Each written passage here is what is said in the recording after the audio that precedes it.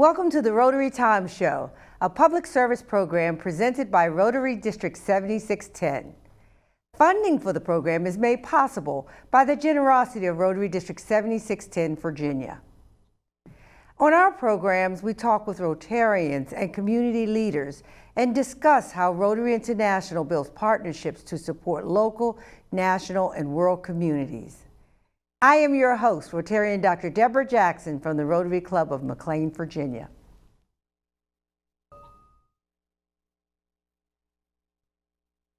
Since 1929, Rotary International has sent young people around the globe to experience new cultures and understandings. Currently, about 9,000 students are sponsored by Rotary clubs every year. Typically, students are sent to another country for a year-long stay, generally living with multiple host families during the year. They're expected to assist with daily household chores and tasks and within the household, as well as attend school in the host country. Joining me remotely today is Rotarian Phil Rusciolelli from the Rotary Club of Leesburg, Virginia. As the senior advisor for the 7610's Youth Exchange Program, he's going to share highlights of this decade-long initiative under the umbrella of Rotary International. Welcome, Rotarian Phil, to the Rotary Time Show. Thank you, Dr. Deborah. How are you today? I'm just fine, just excited to have you here to talk about one of my favorite topics, and that's the Youth Exchange Program. You got me anytime you talk about youth, so I'm excited to have you here today. My favorite subject also. Great. We're going to start, though, by helping our audience understand who you are. Who is Rotarian Phil? Give us a little bit about who you are before Rotary. Well, I'm 75 years old. I was raised in Western Pennsylvania in a family of 3 sisters and a brother. And my grandparents were immigrants from Italy, coal miners. And I can remember at an early age, my mother inviting foreign visitors into our home for dinner. And probably where I might have got the bug for Rotary Youth Exchange. Wow. I attended a small parochial school in West Virginia where I met my college sweetheart.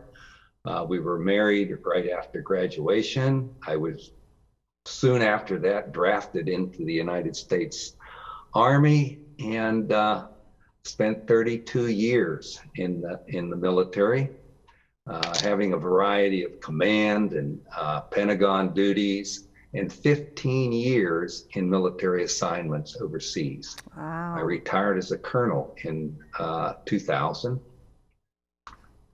Well, Colonel, we want to thank you for your service. Thank you. Yeah. So, having heard that, how did you get involved in Rotary? And then, how did you get to the district level? Well, it's strange because my last assignment was in Nicosia, Cyprus, and a young lady that I knew there through my wife was the president of the Rotary Club. And she insisted that I join Rotary. So I did, and I really enjoyed my time there at the Rotary Club of Nicosia. So when I retired 2 years later, we came to Leesburg, Virginia, where our daughters lived at that time and still do. And I joined the Rotary Club of Leesburg here. And I was in the club. I was secretary, programs chair, and then president of my club here in Leesburg. About maybe 11 years ago, a friend who was involved with Rotary Youth Exchange asked me to help her with that program at the district level.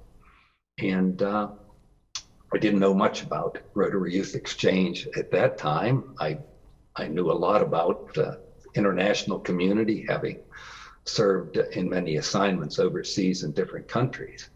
But I learned quickly that Rotary Youth Exchange was an official program of Rotary International for about 40 years, but as you said, was actually a program that Rotary had for back to 1929. And that it sends students out to different countries and receives students from different countries to our shores here in the United States and promotes international understanding and friendship. And then over those years, I was involved with the Rotary Youth Exchange at the district level as a youth protection officer, as a vice chair for the program, and as chair for the program. Okay. And currently, I am the advisor for the district Rotary Youth Exchange program for the District 7610. Wow, what an amazing journey to get where you are today. Do you have a committee or a team that supports you, or are you a one-man show? Yeah, as you know, this past year we've had some problems with programs in general, particularly for international programs because of COVID. So it's been a year of kind of reconstruction for our program at the district level. We have a new chair for the program. We have a new youth protection officer in the district. We have new coordinators for our inbound and outbound programs, both our short-term program and our long-term programs. So it has been a year of training, and so we are happy to say that it looks like in the next few months we will have students who wish to exchange, and that in the years 22 and 23, 2022 and 23, we will again begin our exchange programs. Okay, so let's go back. You talked about a team, and we all know when we work with young people, there are some types of trainings or leadership development that one would need to have in order to work with students. Are your people required to do that as well?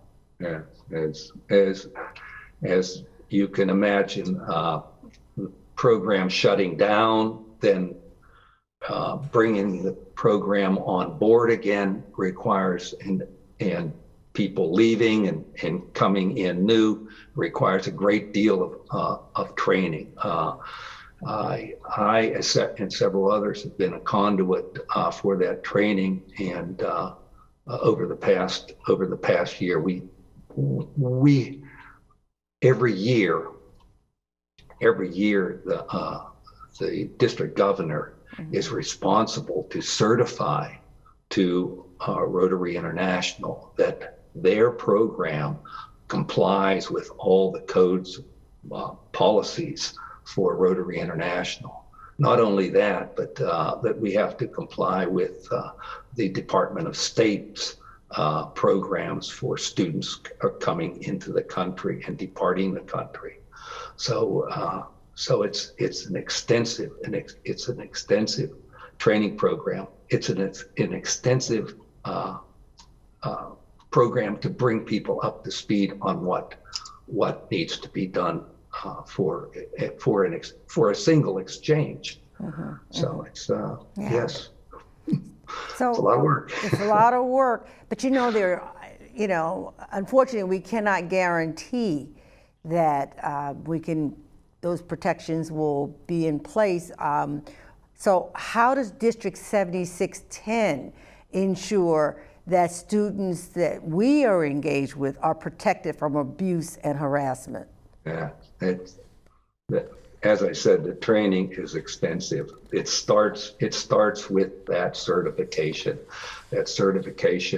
of the district governor that our district will comply with all the regulations for exchange programs.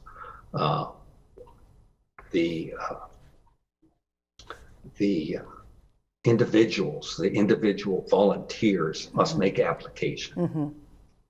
They must, for Rotary Youth Exchange, they must have background checks conducted. They must provide references that we can check on for them. So there's a great deal in the vetting process for an individual to even become involved in the program, let alone the guidelines that Rotary requires us to implement for the safety and security of the students, such as programs and training for understanding those guidelines in areas such as abuse and harassment. So is someone checking those? I hope that answered some of the question. I'm sure there's more. Yeah, and absolutely. I'm sure that you have policies that must be adhered to. Are there different levels of screening, I assume, based on the programs that you have? Some of your programs are camp programs. Some of your programs are interact programs in the schools. Yes. Is it different levels of screening for each level of program? Absolutely. I think if we can start at the very highest level, which is our Rotary Youth Exchange program, because in the Rotary Youth Exchange program, all volunteers have associations with our students, that they are the staff who would be handling records of students. You would be knowing a great deal about the students and having intimate association with the records that the students send to us. So that they would need the background checks and the references and making application. So that's a high level.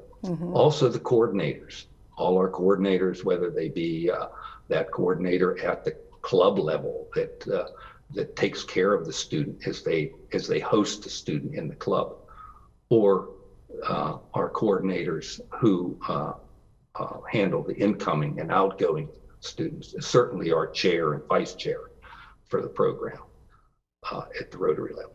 Okay. At the club level, as you mentioned, there are programs that there is casual association with students and with youth in general, such as in programs where you might have contests, youth contests, or interact programs.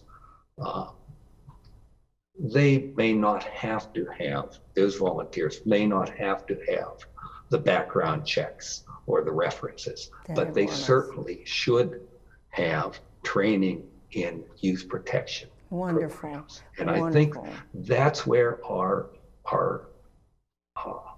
the brunt of our programs in the clubs have taken really on it. And we're going to come back and have you talk more about the club level after a break. So we're going to take a short break and be right back and talk more with Rotarian Phil about the club level for our youth services programs. Thank you. We'll be right back. We've been here before, fighting the problems that fight back, because we see opportunities where others see obstacles. We're change makers and problem solvers, uniting over 1 million minds to address complex issues facing communities around the world, including yours. We're working together as partners and professionals, while making friendships that last a lifetime. We're Rotary, and there's no limit to what we can do.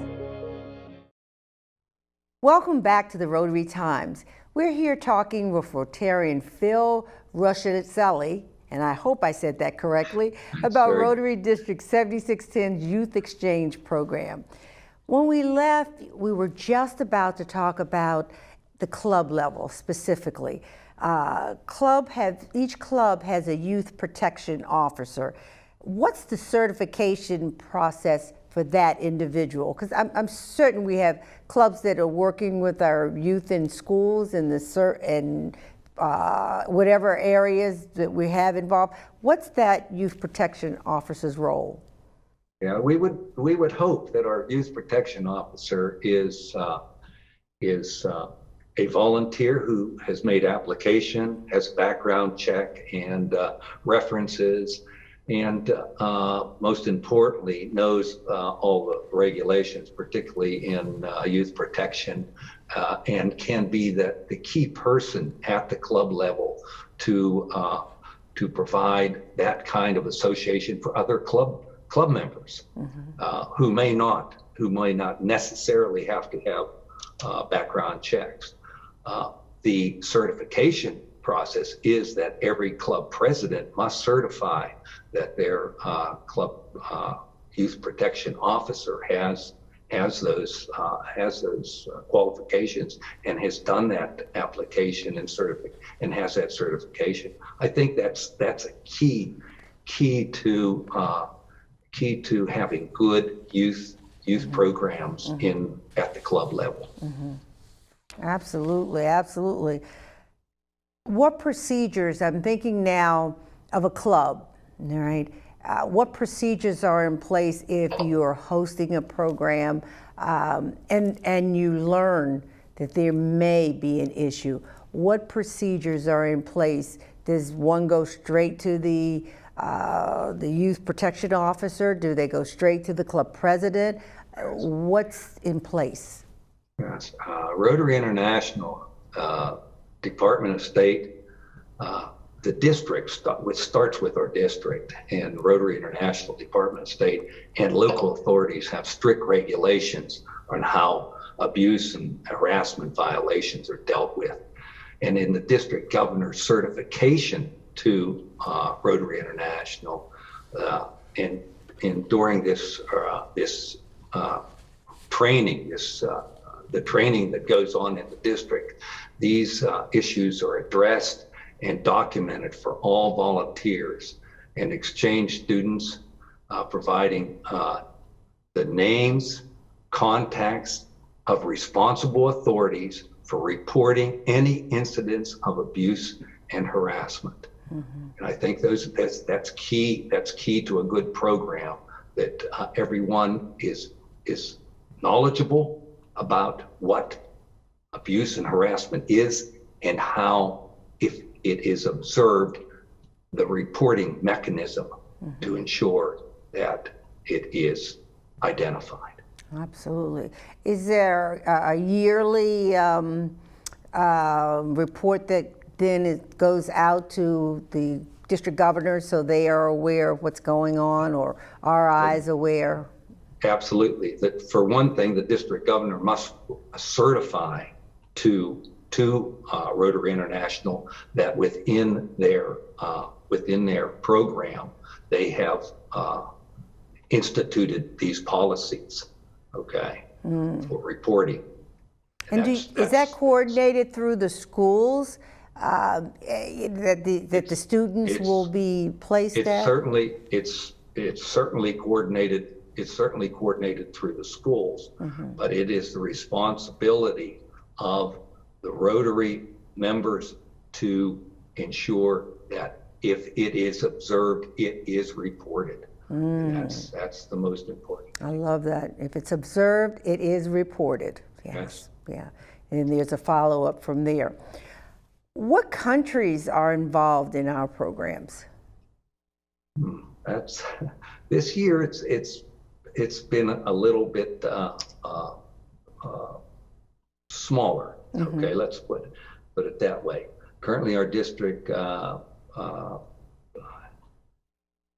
think currently we have, through a multi-district organization called the Eastern State Student Exchange System, who provides and helps us identify students coming in and supports the students that are going out to other countries, their applications, processing them. Right now, I'm just gonna look at this again here because I don't have them all memorized. Okay. But we have exchanges in Asia, Japan, South America, Brazil, and Ecuador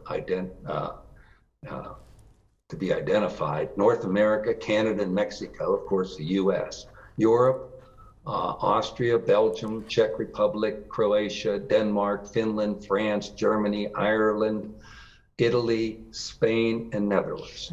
So there's a vast array of countries that students are eligible to exchange to and exchange from.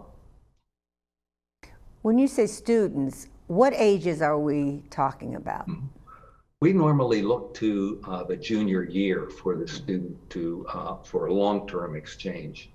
But the short-term exchanges can be even in senior year. We have a student this year that's making application in her senior year. She will be able to get into the program before she reaches the 18 and a half year, which is the end year for our exchanges.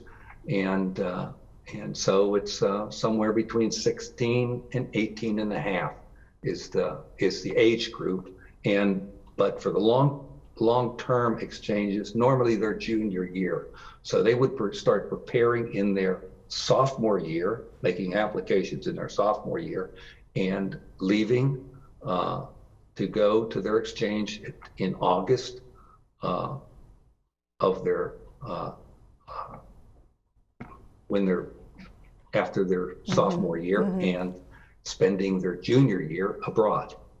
And the same in turn on students coming into the United States to exchange into the U.S.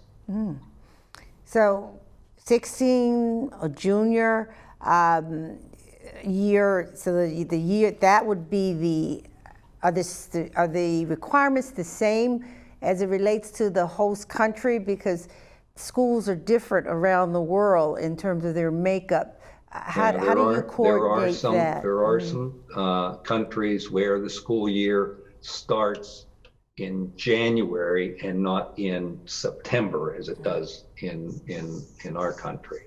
So it's a little different. So we do have to adjust for those changes. And who pays for the exchanges? That's the marvelous thing of Rotary International exchange programs. It's all volunteer. The students would have to pay for their transportation to and from the country that they're going to exchange in. They would have to have some expense money, and there is a small fee of about, I think, $500 right now for the application process for the students. The students are also responsible for their medical and insurance expenses. So there's medical coverage that they would have to purchase, and have also individual insurance as they travel abroad. So but their room, their board is covered by their host families, and that's the remarkable thing about exchange programs. Not only do the students have a wonderful exchange, cultural exchange, but there is an entire family that also has that cultural exchange because they invite a student into their family, into their homes. Through an equity lens, if you have students that may not, because what you described, it's pretty expensive, it sounds like, for the application, medical insurance, travel, spending money. Does Rotary offer maybe scholarships to students who would benefit from the program, but just can't afford it? Absolutely. There are scholarships that are offered through Rotary International, and students can apply for those, and we've had several students that have over the past few years have benefited from those scholarship programs. Absolutely wonderful. Do you have to know how to speak the language? Is that a barrier?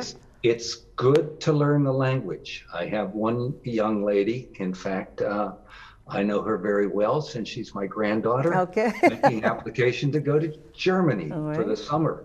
And she has been studying German for the last 5 years, and she is excited to possibly have this opportunity. Absolutely, absolutely. Because I think Rotary has the best program that I've heard of internationally in terms of the exchange program. And as a past principal of a high school, I know we hosted for many years students through the incoming students for me through the program, which was wonderful. Okay.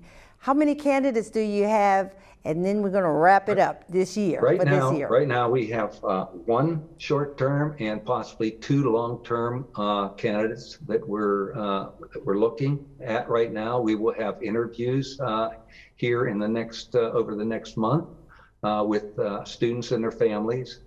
I just would like to say that this is a fantastic program for young adults. Barbara, my spouse, and I have had the opportunity to host visit exchange students in Ecuador, Spain, Italy, Indonesia, and Denmark through our travels to go out and see the students that have been with us here in the United States and visit with them in their own home countries after they've had their visits here. So I cannot recommend for young people a more adventurous and rewarding program.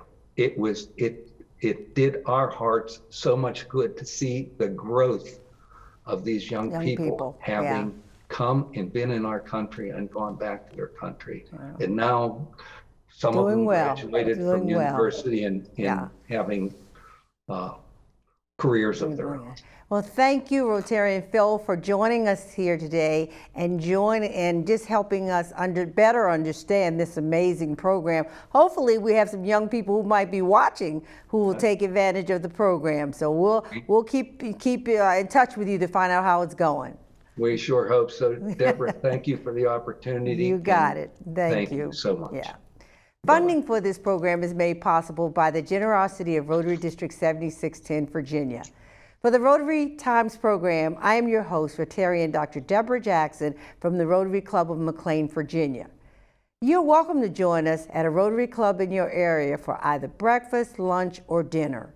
You can find a club near you by looking us up on the internet. Many clubs are hosting meetings virtually or in some hybrid format. You only need to look us up for details. Remember, our time is your time, and it's time well spent. Please join us for our next program as we continue to celebrate Rotary's 116 years of service above self.